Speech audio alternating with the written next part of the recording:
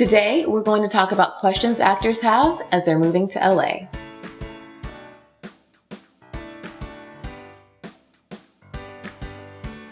The signups are rolling in for our free class on the 5 major misconceptions actors have when they're moving to Los Angeles. And we're so excited that all of you are going to join us tomorrow. So we've been getting some questions from actors who've signed up for the call, and they're actually really good.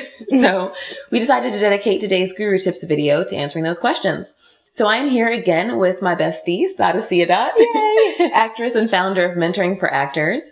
And Sada shared with us in the Guru Tips video last week some of her experiences as she was moving from New York to Los Angeles. So if you haven't seen that video, definitely check that out. And today we have a few questions from actors around the country. So I'm going to dive in. Question number 1 is from an actor in Chicago, and he asks, should I start submitting for work before I arrive? That is an amazing question that I've actually heard a few times. Yeah. So this is what I recommend. If you want to start submitting yourself for projects in Los Angeles, I would do it if you knew exactly the date that you're going to move. So I wouldn't submit too far out because there's a quick turnaround time for casting. And this is on like Actors Access or LA Casting or any of the other submission sites. Definitely. And so there's a fast turnaround with auditions. Usually you submit. If they want you, they'll bring you in within a couple days. So if you know your time frame, then go ahead and do it. If you are self-submitting and you're searching the breakdowns, make sure you check the audition date, the callback date, and the shoot dates. Also, sometimes there's opportunities to put yourself on tape for projects and send it in before you even get here. And that's an awesome way to get your work seen if you actually know you are coming here. Right. Otherwise, again, it could be a waste of people's time if you're submitting, but you don't know when you're getting here. Totally. Awesome. Yeah. Yay. So, like my iPad locks. Question number 2 is from an actress in Austin, Texas, and she asks, are there any blogs or newsletters you suggest I read about the industry before I arrive? That is a great question. I'm going to take this one because I have so many that I like. Okay. The first one I would recommend is Deadline Hollywood. That is like the industry resource. Everyone from showrunners to producers to directors to actors read it to figure out what's going on. It's updated like all the time. It was started by Nikki Fink, and it's just become the industry standard for information. Oh, yeah. So I would definitely check out Deadline. The second thing I would recommend is actually a Facebook group, and it's one of my favorite groups. It's called Casting Directors for Actors. It was started by Jeremy Gordon, who is a casting director out here in LA, who is so extremely helpful to actors and to fellow casting directors. So the group is composed of actors and casting, and we all contribute, give each other feedback, share resources. It's just a great place to have a community that is really helpful. The third favorite resource is Daily Actor. So you can check that out at dailyactor.com.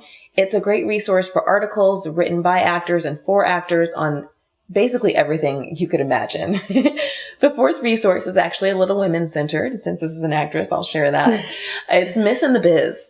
And it's basically a newsletter for the next generation of female power players in Hollywood. So it's a great resource. Sada has contributed to it a number of times, and I would definitely check that out. So those are my 4.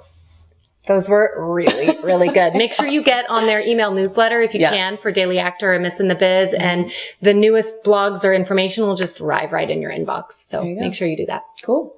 And our last question is from someone in New York. Maybe you know them. Oh. I don't know. So they ask, in New York City, casting directors and agents are always asking for monologues.